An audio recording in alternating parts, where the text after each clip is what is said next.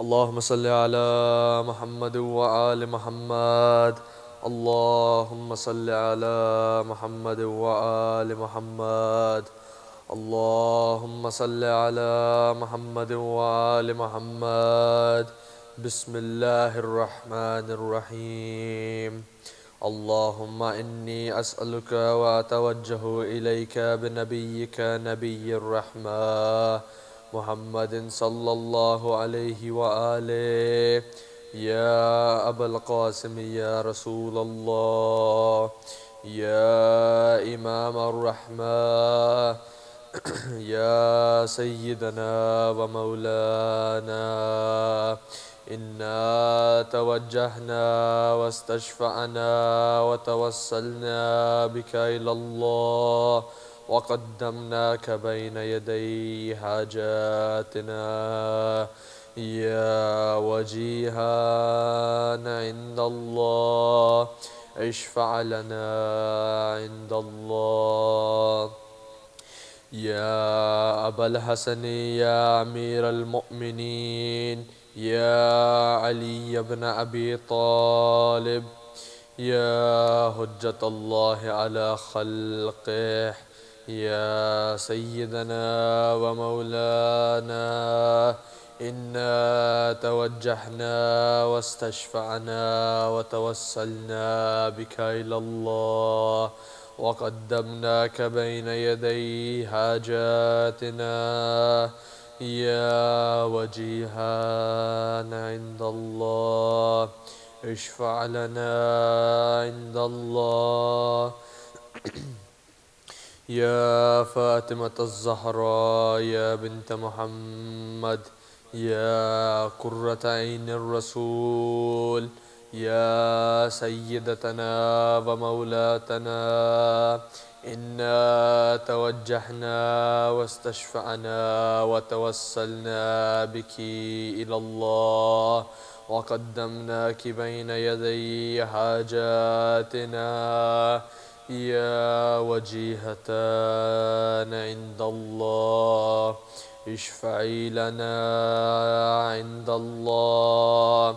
يا أبا محمد يا حسن بن علي أيها المجتبى يا ابن رسول الله، يا حجة الله على خلقه، يا سيدنا ومولانا، إنا توجهنا واستشفعنا وتوسلنا بك إلى الله، وقدمناك بين يدي حاجاتنا يا وجيها عند الله، اشفع لنا عند الله. يا أبا عبد الله يا حسين بن علي أيها الشهيد يا ابن رسول الله، يا حجة الله على خلقه، يا سيدنا ومولانا، إنا توجهنا واستشفعنا وتوسلنا بك إلى الله، وقدمناك بين يدي حاجاتنا يا وجيها عند الله، اشفع لنا عند الله. يا أبا الحسن يا علي بن الحسين، يا زين العابدين يا ابن رسول الله، يا حجة الله على خلقه، يا سيدنا ومولانا، إنا توجهنا واستشفعنا وتوسلنا بك إلى الله، وقدمناك بين يدي حاجاتنا يا وجيها عند الله، اشفع لنا عند الله. يا أبا جعفر يا محمد بن علي أيها الباكر يا ابن رسول الله، يا حجة الله على خلقه، يا سيدنا ومولانا، إنا توجهنا واستشفعنا وتوسلنا بك إلى الله وقدمناك بين يدي حاجاتنا يا وجيها عند الله اشفع لنا عند الله يا أبا عبد الله يا جعفر بن محمد أيها الصادق يا ابن رسول الله يا حجة الله على خلقه يا سيدنا ومولانا إنا توجهنا واستشفعنا وتوسلنا بك إلى الله وقدمناك بين يدي حاجاتنا يا وجيها عند الله اشفع لنا عند الله يا أبا الحسن يا موسى بن جعفر أيها القادم يا ابن رسول الله يا حجة الله على خلقه يا سيدنا ومولانا إنا توجهنا واستشفعنا وتوسلنا بك إلى الله وقدمناك بين يدي حاجاتنا يا وجيها عند الله اشفع لنا عند الله يا أبا الحسن يا علي بن موسى أيها الرضا يا ابن رسول الله يا حجة الله على خلقه يا سيدنا ومولانا إنا توجهنا واستشفعنا وتوسلنا بك إلى الله وقدمناك بين يدي حاجاتنا يا وجيها عند الله اشفع لنا عند الله يا أبا جعفر يا محمد بن علي أيها التقي الجواد يا ابن رسول الله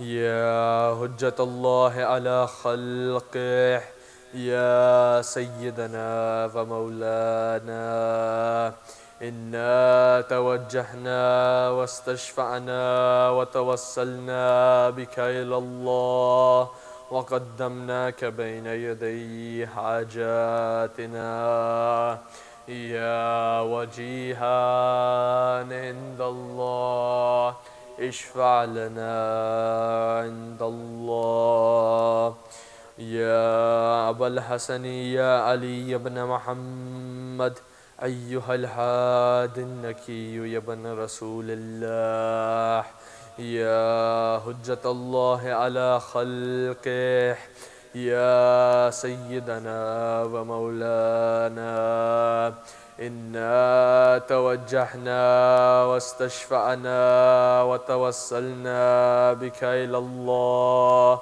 وقدمناك بين يدي حاجاتنا يا وجيها عند الله اشفع لنا عند الله يا أبا محمد يا حسن بن علي أيها الزكي العسكري يا ابن رسول الله يا حجة الله على خلقه يا سيدنا ومولانا إنا توجهنا واستشفعنا وتوسلنا بك إلى الله وقدمناك بين يدي حاجاتنا يا وجيها عند الله اشفع لنا عند الله يا وسي الحسن والخلف الحجة أيها القائم المنتظر المهدي يا ابن رسول الله يا حجة الله على خلقه يا سيدنا ومولانا إنا توجهنا واستشفعنا وتوسلنا بك إلى الله وقدمناك بين يدي حاجاتنا يا وجيها عند الله اشفع لنا عند الله. Ask for your hajat.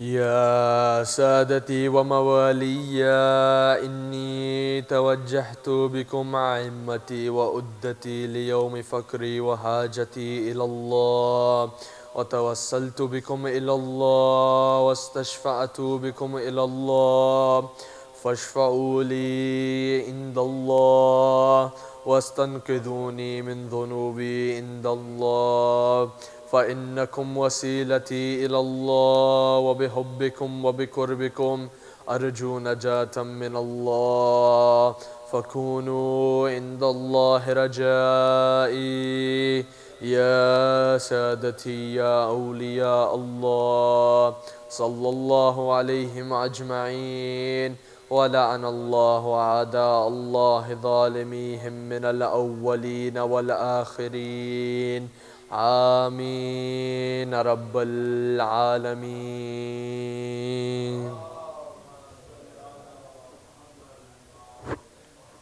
سورة المباركة الفاتحة.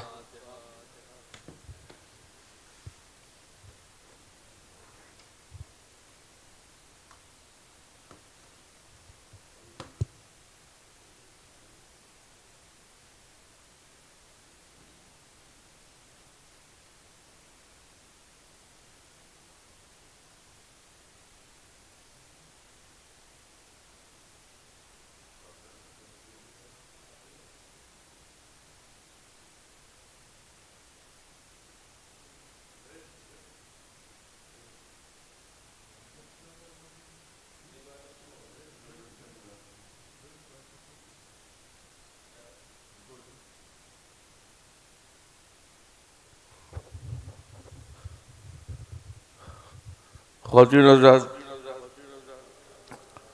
میں ان تمام حضرات سے جو بغیر کسی سہارے کے بیٹھ سکتے ہیں ان سے دست بدستہ درخواست گزار ہوں کہ برائے کرم آگے آئیں، ایک میلاد کا ماحول پیدا کر دیں تاکہ پڑھنے والے بھی یہ سمجھے کہ ہمیں کچھ سننے والا ہے. یہ دیکھیں کرسی ماشاءاللہ دیکھیں میز کرسیاں بھی آگے آ رہی ہیں، بڑا اچھا ماحول بن رہا ہے. میں آپ سب حضرات کو آج کے اس جشن میں جو معصومہ قم کی ولادت باسعادت کے موقع پر منعقد ہو رہا ہے خوش آمدید کہتا ہوں اور ہدیہ تبریک پیش کرتا ہوں. اور اس کے ساتھ ساتھ وہ تمام حضرات انکلوڈ جو مولانا کے ساتھ تشریف لے گئے تھے زیارتوں کے لیے، ان سب کو بھی خوش آمدید کرتا ہوں اور بڑا خوش ہوں اس بات پہ کہ وہ زیارتیں کرنے کے بعد اپنے گھر بخیریت سے واپس آئے. اور دعا گو ہوں کہ اللہ تعالیٰ ہم سب کو اور خصوصاً ان حضرات کو جو پہلے کبھی نہیں گئے وہ زیارتوں پہ جائیں اور اپنا محبت کا رشتہ اپنے ماننے والوں کے لیے خصوصاً اماموں سے مضبوط کریں. ان الفاظ کے ساتھ میں جناب ضیاء صاحب سے درخواست گزار ہوں کہ تشریف لائیں اور معصوموں کی خدمت میں نذرانہ عقیدت پیش کریں. پر محمد و آل محمد صلوات.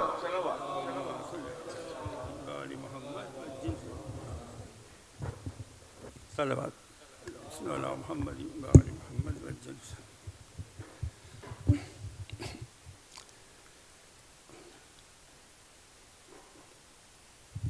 اللہم صلی علی محمد و آل محمد۔ اے شہر قم تو مشہد ذی احترام ہے، یہ اس کا عنوان ہے۔ فکر رسا سے میرا قلم ہم کلام ہے، معصومہ کی ثنا بھی شرف کا مقام ہے۔ کیا بنت مصطفیٰ کے کرم کا نظام ہے، میرا بھی ان کے نظر گزاروں میں نام ہے۔ ہر فرد رشک گلشن دارالسلام ہے، اے شہر قم تو مشہد ذی احترام ہے۔ کعبے کے طاق دور سے خم ہیں سلام کو، جھکتا ہے چرخ دیکھیے کیا احترام ہے۔ پیشے زری و جن و ملک کا ہے ازدحام، وصف ریاض روضہ رضوان مقام ہے۔ قم کی زمین عرش سے کہتی ہے بار بار، مجھ پر بناء روضہ بنت امام ہے۔ خلد بنی کا گویا نمونہ ہے یہ حرم، زیارت ہے اور نماز و درود و سلام ہے۔ چوکٹ پہ جو جھکا وہ سرفراز ہو گیا، کہ اہل قم پہ آتش دوزخ حرام ہے۔ حوضہ ہے علم کا تو خمینی کا شہر ہے، ہر ایک قدم پہ علم کا یہاں اہتمام ہے۔ اللہ دے بارگاہ جاہ و کر و فر، عرش بڑی سے بڑھ کے بھی اس کا مقام ہے۔ وقت وداع کہا یہ رضائے غریب نے، ہاں اے بہن یہ آخری میرا سلام ہے۔ رزمی ادب کی جا ہے سنبھل کر قدم اٹھا، یہ خواب گاہ جان رسول و امام ہے۔ صلوات اللہ علی محمد و آل محمد۔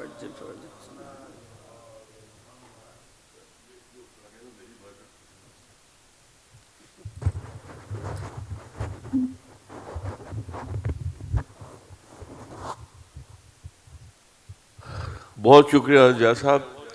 میں اب درخواست گزار ہوں قبلہ کعبہ جناب رضوان رضوی صاحب سے، جو ابھی حال ہی میں جیسے آپ کے علم میں ہے معصومہ کی قم کی زیارت کر کے آئے ہیں، دیکھتے ہیں وہ معصومہ کے وہاں کے رونق کے حالات کیسے بیان کرتے ہیں۔ بر محمد و آل محمد صلوات۔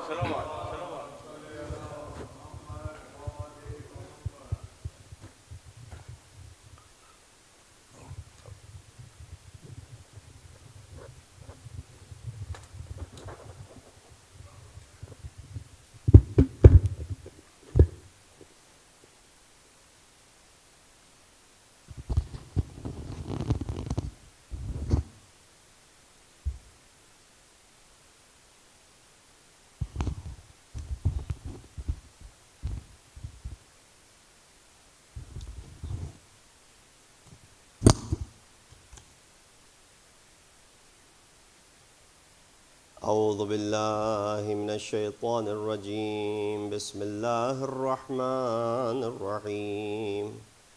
الحمد للہ الذی قصرت عن رؤیتہ ابصار الناظرین، وعجزت عن نعتہ اوہام الواصفین۔ الحمد للہ رب العالمین، الصلاة والسلام على أشرف الأنبياء والمرسلين، خاتم النبيين أبي القاسم محمد، وأهل بيته الطيبين الطاهرين المعصومين، الذين أذهب الله عنهم الرجس وطهرهم تطهيرا۔ أما بعد، فقد قال الله تبارك وتعالى وقوله الحق وهو أصدق القائلين، بسم الله الرحمن الرحيم، ومن الليل فتهجد به نافلة لك عسى أن يبعثك ربك مقاما محمودا۔ صدق الله العلي العظيم. Assalamu alaikum wa rahmatullahi wa barakatuhu. Greetings and felicitations on this auspicious occasion, which we celebrate the prosperous birth of Bibi Masuma binti Imam Musa al-Kazim alayhi salatu wassalam. Allahumma salli ala Muhammad. Of course, the Wiladat of this great lady is on the first day of the month of Dhul Qa'dah. And our brother, our eighth Imam, Imam Ali ibn Musa al-Rada alayhi salatu wasalam, his Wiladat is on the 11th day of this very month of Dhul Qa'dah. That's why in Iran, in the both harams, in Qum and as well as Mashhad, they call these 10 days to be Dahay Karamat. Dahay means the 10, like Ashara, like 10. The 10 days of Karamat, the 10 days of constant nuzul of Karamat of Allah subhanahu wa ta'ala. And therefore, it is important and it's a big deal, especially because you are in the bargah of such individuals. And as Dr. Saab had alluded to, that me and many of our community members had embarked on this journey, where recently we just returned from the ziyarat of this brother and this sister. And alhamdulillah, we were blessed to visit the grand sites of and Mashhad, and we were able to place our jabeen, our forehead, on the bargah and the foothold and the footsteps of these great individuals. Of course, one of the purposes of the creation of insan that Allah subhanahu wa ta'ala has created us for is to attain perfection. وَمَا خَلَقْتُ الْجِنَّ وَالْإِنسَ إِلَّا لِيَعْبُدُونَ. We have not created insan except that they may worship us. With that said, the inclination and instinct of insan is to do good. Only when shaitan gets in the way, there's inhiraf and there's deviation, but original state of insan tendency is to do good. That's the fitrat upon which Allah subhanahu wa ta'ala has created you. He's created you on the right fitrat, on the good fitrat, on the good nature, meaning you like to do good. Only when you get deceived and only when you are misled, then you end up doing something which is contrary to goodness. With that said, alhamdulillah, these are the wajibat that Allah subhanahu wa ta'ala has placed upon us, which give us a sense of direction as to what we need to do. A lot of time people question as far as our wajibat are concerned. Many people, because they don't do these wajibat, their tendency is to go ahead and question the validity of these wajibat. Someone who doesn't pray, they're going to be questioning the validity of the prayer.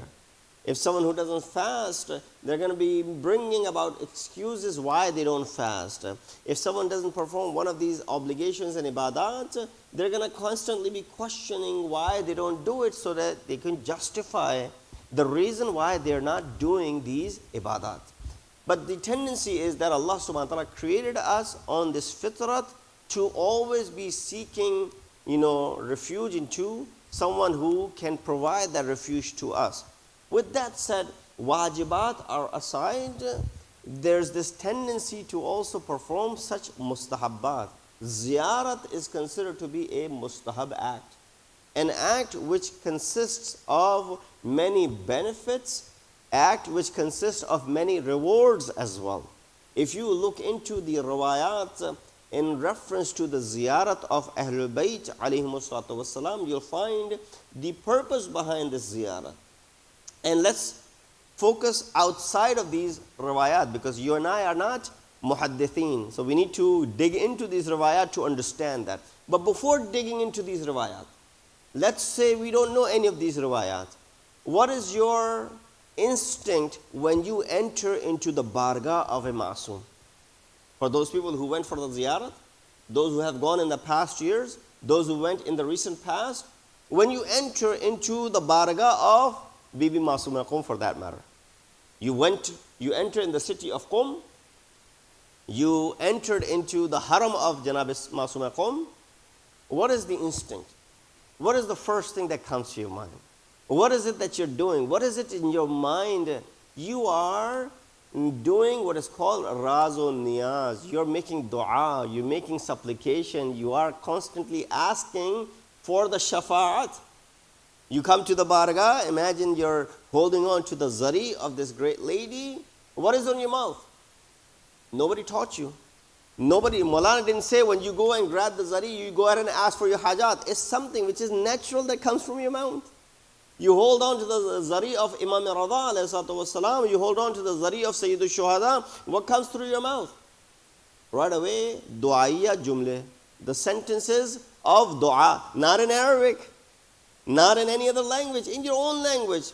O Mawla, O my master, I have come to you from far distance.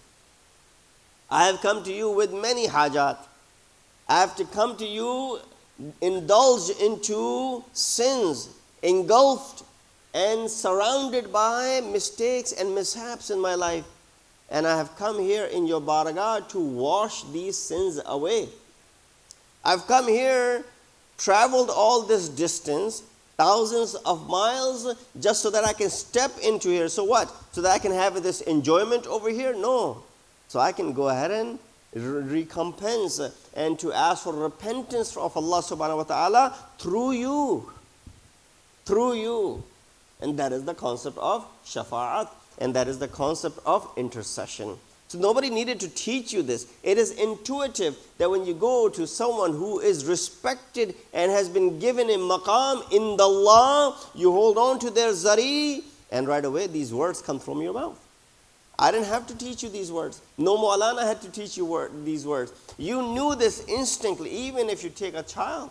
Yes, you tell the child that when you go to the haram, don't do this, don't do that. But you pay respect. You take this masjid for example. When you come inside the masjid, you behave in a certain way. Why?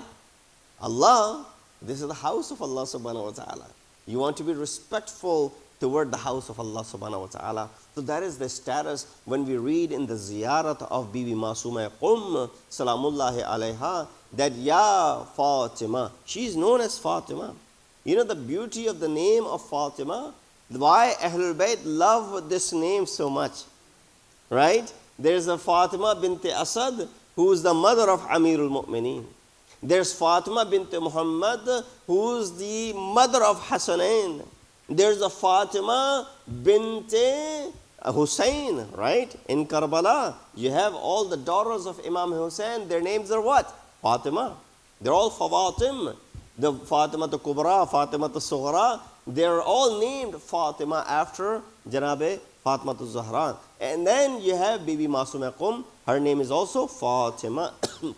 So all of these, this name Fatima is close to Allah subhanahu wa ta'ala. And whoever possesses this name, Riwayat mentions a person by the name Sukuni came to our sixth Imam, Imam Jafar al-Sadiq alayhi salatu wasalam. When he came, his head was down. And there were asar and the signs of disappointment in his head. And there was this look on his face, a look of worry. Imam said, what happened, O Sukuni? You can tell, right? When someone comes in, when someone walks into you, by looking at their face, you can tell a lot. They don't need to say anything to you. All is needed is their face complexion. And you can understand whether this person is having a good day or this person is having a bad day. And Imam could really see the athar of, anger, or not anger, but, sadness on his face. Sort of athar that you and I have on our faces when it's the day of Ashur, for example. Sort of asar that we have when, for example, we are facing some sort of turmoil. Sort of asar when we have on our faces when our loved one, let's say, is, breathing their last breath. When our loved one is, for example, on their deathbed. When they're on, in hospital, for example. You don't find athar and the effects of joy on our face. We are what? We're saddened. And so that was the face that Imam saw. He said, Ya Sukuni, Ma bika, what is up to you? Why are you saddened? He responded by saying, Wiladat li ibnatun. Allah gave me a daughter. A daughter was born in my house. Now, you know the ayat of Quran that Allah explains the mentality of the Arabs of that time, that if the daughter was born in their house, what would they do? They had two choices. Either live in disgrace, face the public, or bury her alive. I'm going to use this word, how Quran addresses it. Be brave and bury your daughter alive so you can lift your head up in the community. Or let her live and live with your head down in disgrace. Ayat of Quran. This is a tabir of the ayat of Quran.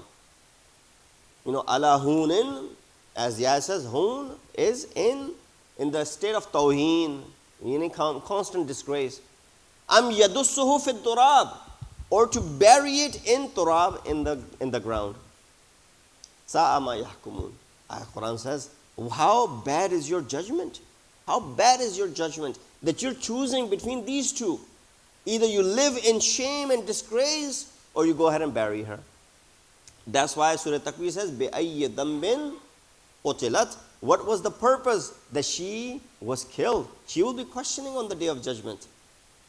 Now this was the concept. So even dragging until the time of our sixth Imam. Forget the dragging up till the time of sixth Imam.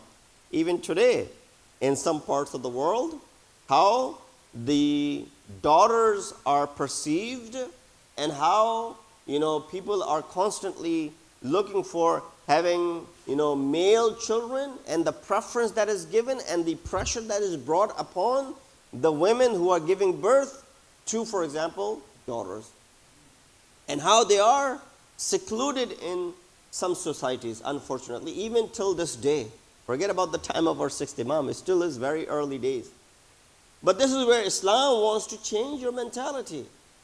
Don't learn from the West, because West only learned it 100 years ago. You look at the history of the West until the beginning of the turn of the 19th and the 20th century.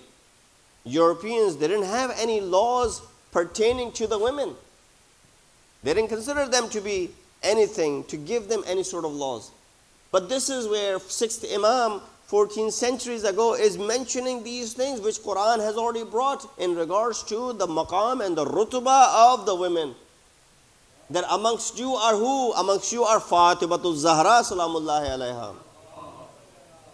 Amongst you is Fatima Masuma salamullahi alayha. Look at the maqam of these great ladies, what they achieved. And they're not just one-off individuals whom you give example to. No, all of the sinf of women, Allah subhanahu wa ta'ala in the Quran is lifting and removing this concept from the minds of the people living in the time of Jahiliyyah. Imam said what to him? So coming back to the riwayat. And so his face complexion could tell Imam.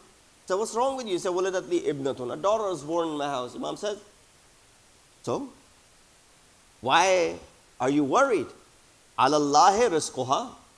Allah subhanahu wa ta'ala will provide her rizq. The sustenance of this daughter of yours is upon Allah subhanahu wa ta'ala. Wa alal arshi thiqluha. The land, the earth will bear her weight. Right? Allah will provide her sustenance. The earth will bear her weight. Meaning the wazn that she will be walking on the earth. Alallahi rizquha, alal arshi, for example, thiqluha. And then Imam said, she will live her own life and not decrease anything from your life. It's not like when she's born, she's taken away a few years from your life. Meaning your child is now going to be given the life of yours. You hear this all the time. May Allah give you my life. Right? Parents make this dua. That doesn't happen. Right? We make this dua, but Allah has written a life for all of us, and that's how we're going to live. So Imam said three things to him. He said, Alallahi rizquha. Allah will provide her sustenance. Alal arshi thiqluha. The earth will bear her weight. And she will live her own individual life. She will not decrease anything from your life. Then why are you so worried? He smiled.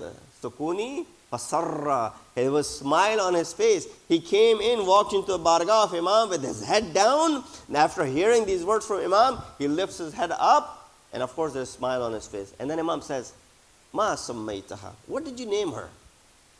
He says, Sammaytuha Fatima. I named her Fatima. Now Imam said, Ahin, Ahin, Ahin. The word is like a slang, right? Basically explaining, Imam took a deep breath. Imam did that. He said, now that you have named her Fatima, Fala tadribha. Never hit her. Right? Never shun her away. Never call her by bad names now that you have named her Fatima. Don't call her with bad name. Don't shun her away. Don't ever hit her. Why? Because you have named her after our mother Fatima Zahra salamullahi alayha. That is the name of Fatima. That is the lady for whom you and I are gathered here tonight to celebrate her prosperous birth. It is mentioned in the books of Tawarikh that she was born in the year 173 after Hijrah. Either 10th or 12th of Rabiul Thani, which is mentioned, or the first day of Dhul Qada is also, rather the Shahadat is on the 10th and the 12th, and her Wiladat is mentioned to be the first day of Dhul Qada. As I mentioned, that she is a complete role model in a sense that she duplicated the life of Bibi Zainab salamullahi alayha. You know the role Bibi Zainab played alongside with Imam Hussain. And that is a very vital role.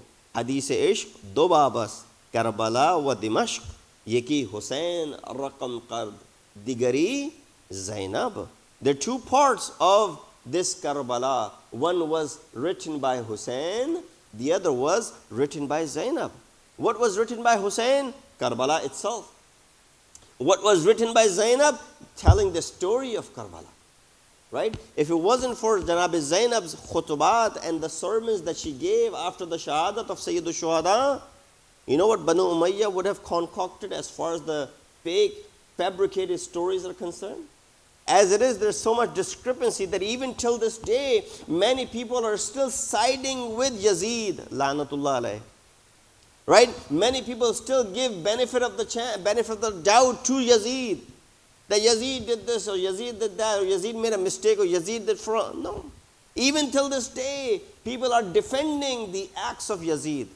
Imagine if it wasn't for the khutubat of Bibi Zainab and Kulthum explaining the ugly face of Banu Umayyah, what would be the story today?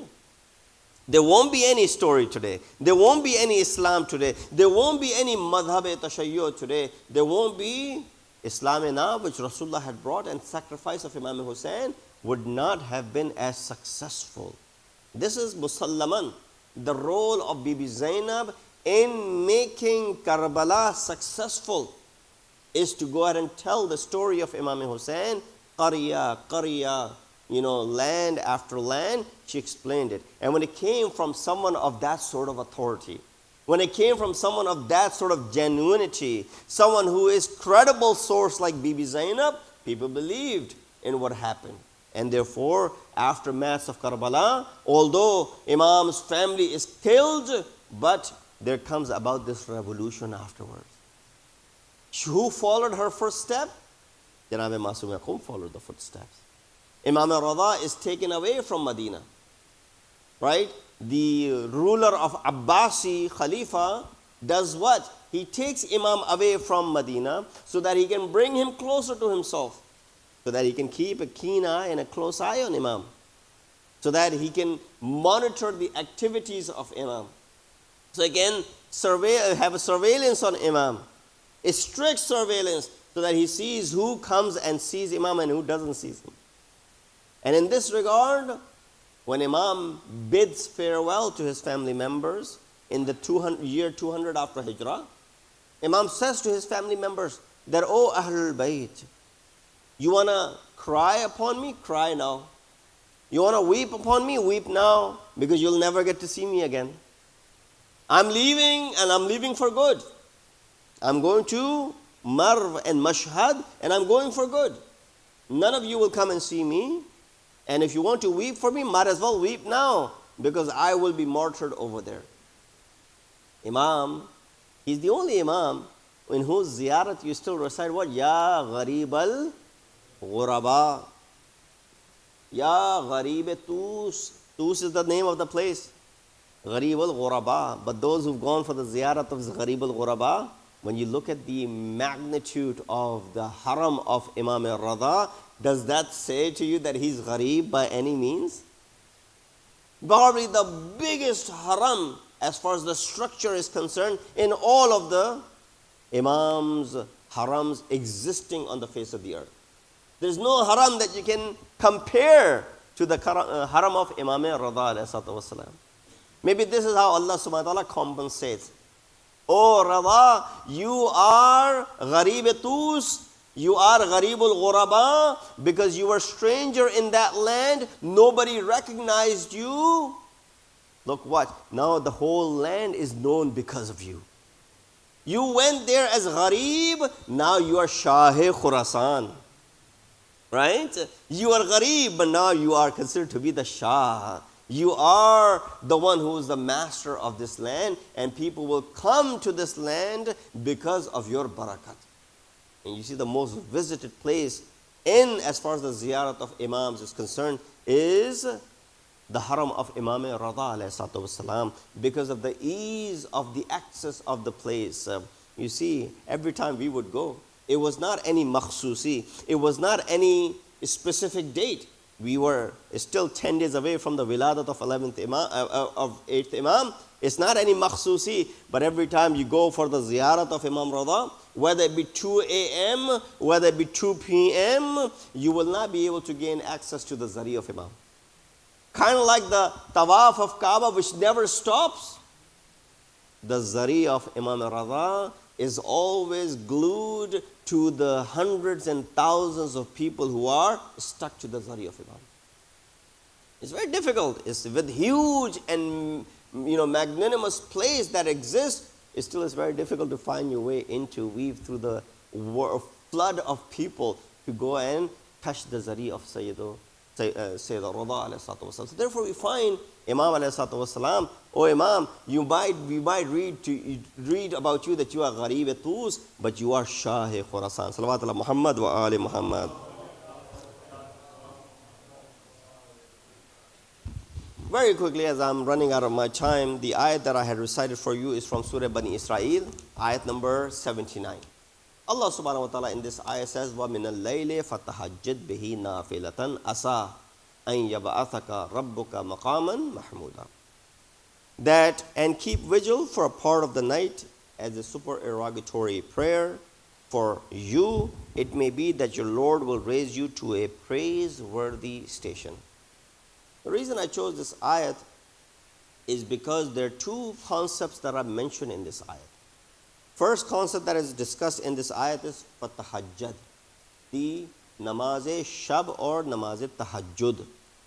The second thing is maqam-e-mahmud, which is referred to in the riwayat as the maqam of the shafa'at and the intercession. We find that one of the wajib ibadat is to perform namaz. Now, it's not wajib upon us to do namaz-e-shab. It was wajib upon Rasulullah. And then the second thing which is mentioned in it is the shafa'at, the concept of shafa'at, which is associated with ma'asumin. As I mentioned, there's so many benefits of the ziyarat of ma'asum. And even if someone is not informed of the benefits of the ziyarat of ma'asum, it's an intuitive, it's instinctive. When you enter into the bargah of a ma'asum, you hold on to their zari. The words that come through your mouth are the words of praise and the words of forgiveness and seeking istighfar from Allah subhanahu wa ta'ala. So when we hold on to the zari of Janab Masuma Qum, we recite this ziyarat nama of hers, Ya Fatima, Ishfa'i li fil Jannah, فَإِنَّا لَكِ إِنْدَ اللَّهِ شَأْنٌ مِنَ الشَّأْنِ. O Fatima, be intercessor for us in front of Allah subhanahu wa ta'ala, ishfa'ili in Allah, because you have this maqam, this shan in Allah that no one else possesses. You know, when you recite Ziyarat Ashura, the last statement of Ziyarat Ashura is in the form of sajda. What do you say? Allahumma rzuqni shafa'at al-Husayn indal wurud. That when everybody will be, you know, presented in front of Allah subhanahu wa ta'ala, oh Allah, grant me the shafa'at of Sayyidu Shuhada. We look at that this place where Janabe Masuma Qum is called Qum. Qum has been mentioned in the books of history and riwayat. Janabe Masuma Qum, after hearing the news of Imam Raza, she embarked on the journey to go ahead and be with her brother.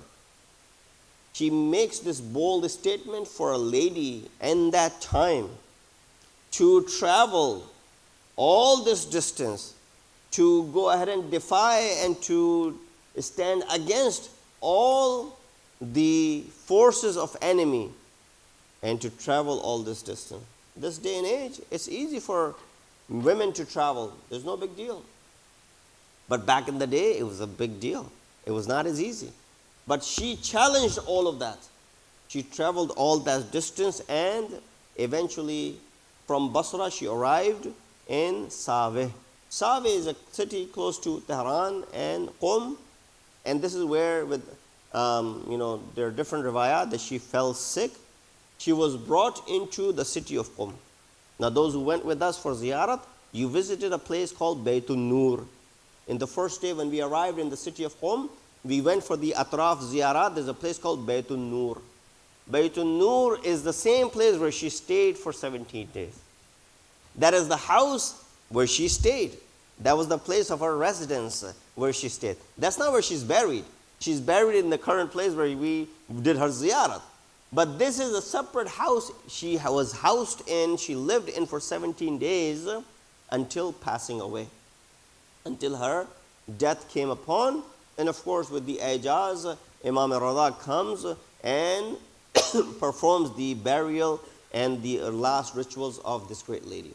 But that Baytun Nur is still a place which produces nur. You feel this ambience. You walk into this house, it's an ordinary house. But because this great lady had spent 17 days, the barakat of those 17 days is that Qum became the place of learning. Qum became the place, the Mecca of all of the Islamic sciences. From that moment, the ilm sprouts from that city to the extent where you see the ulama, the Jayyid ulama that came into the city of Qum and they started studying. And to the extent that already Imam had said, Inna lana haraman, all of us have a haram. Allah has a haram which is Baytullah. Rasulullah has a haram which is Madinatul Munawwara. Amir al-Mu'mineen has a haram which is in Najaf and Kufa. But all the Imams after Amir al-Mu'mineen, we have a common haram, and that is haram of Bibi Masuma Qum Salamullahi alayha. Salawatullah Muhammad wa ali Muhammad. There is this concept in regards to Bibi Masuma Qum, as I'm running out of time, is that the fact that she remained single, he never married.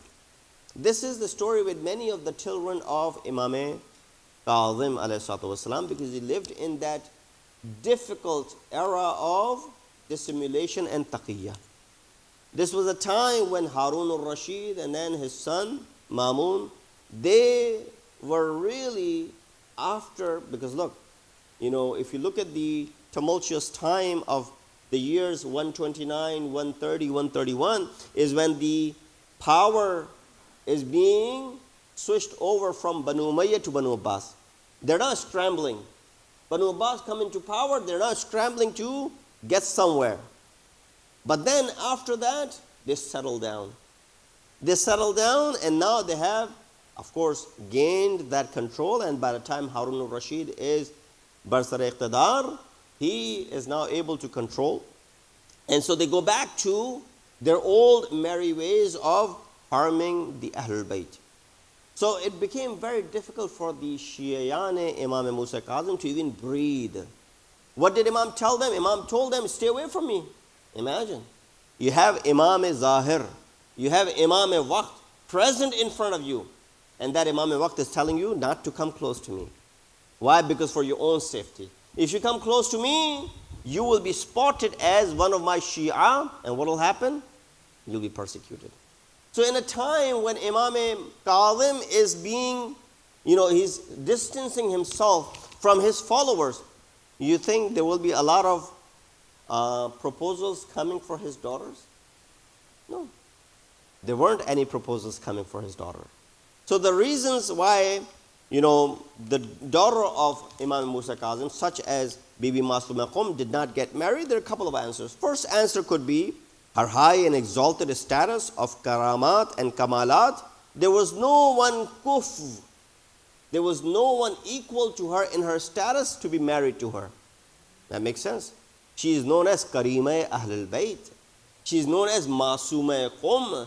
She is the one who is given the title by Imam to be Masuma. Imam Raza said what? He said, Manzara Ma'asuma biqum. Whoever visited Ma'asuma in Qum, faqad zarani. Indeed has done my ziyarat. Or whoever comes for my ziyarat, but not visit my sister Ma'asuma in Qum, it is as if he has not done the ziyarat. The Imam mentions his sister with the word Masuma. Now there are multiple ways of looking at it. Is Imam including her amongst the Jaharda Masumeen? Or Imam is simply saying that no, she is not amongst the 14 Masum. There are only 14 Masum, but she is someone who is also at the status of Ismat and Taharat.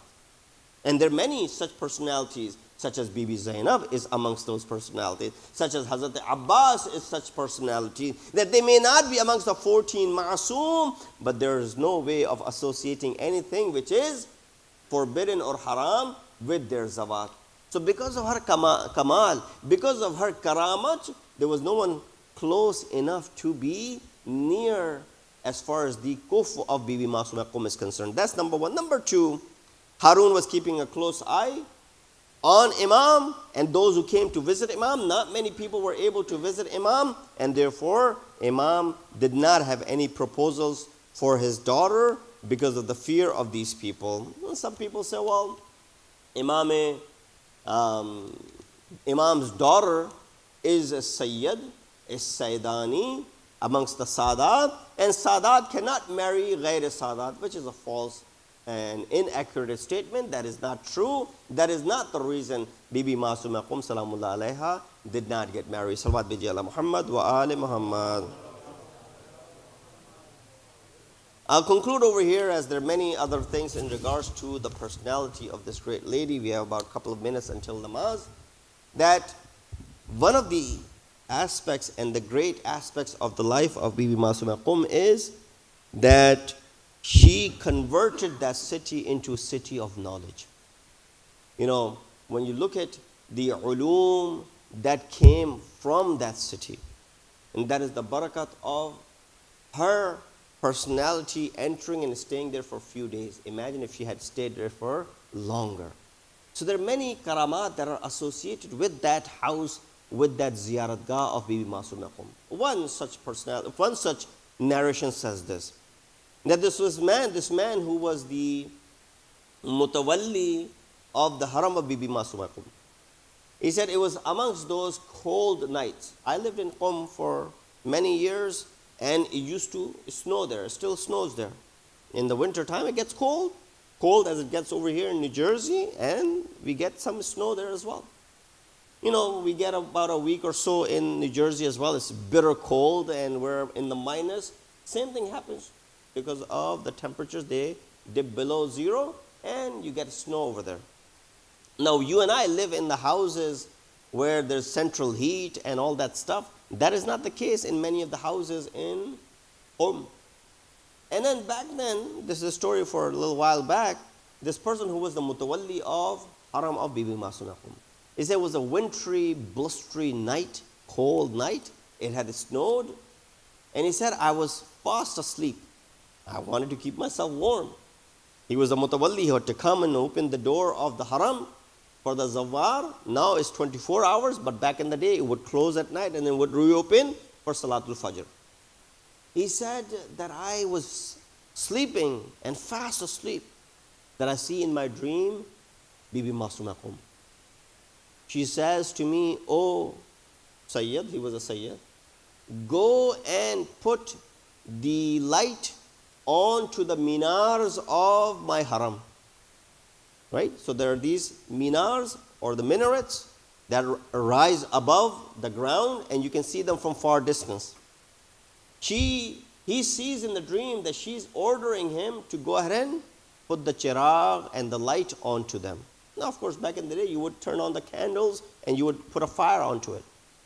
He said, "I woke up, but I didn't pay attention to my dream. I went back to sleep." He said, "I saw the same dream again. She's telling me, go ahead and do that." He said, "Again, I disregarded the dream. I went back to sleep. Third time, the tone was different. Why is it that you're not fulfilling our command?" He said, "This time I woke up. It was a cold night, but I went up and I lit up all the minars of the haram of Bibi Masuma. And then I came back and I slept again. Until the morning time when I opened the doors of the haram, people started coming in for ziyarat back and forth.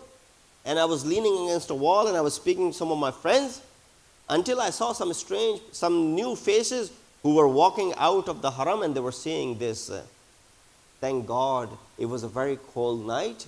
It was a blistery cold night and we were stuck in the jungle. If it wasn't for the minars and the light in the minar, we would not have been able to find the haram of Bibi Masuma. Had we not seen that light, we would not have found the haram and would have remained in Bayaban and we would have been dead by now.'"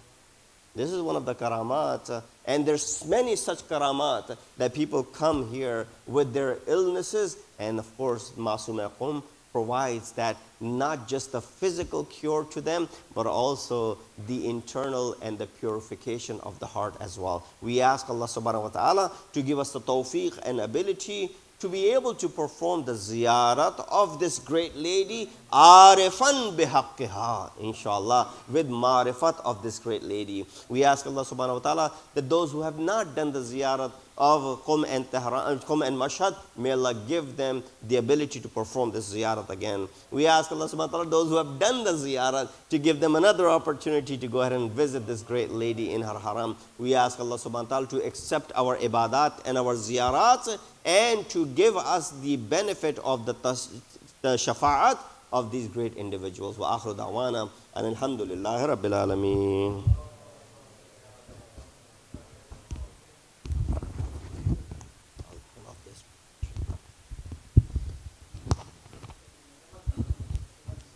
أعوذ بالله من الشيطان الرجيم بسم الله الرحمن الرحيم إن الله وملائكته يصلون على النبي يا أيها الذين آمنوا صلوا عليه وسلموا تسليما سبحان الله والحمد لله ولا إله إلا الله والله أكبر ولله الحمد الله أكبر الله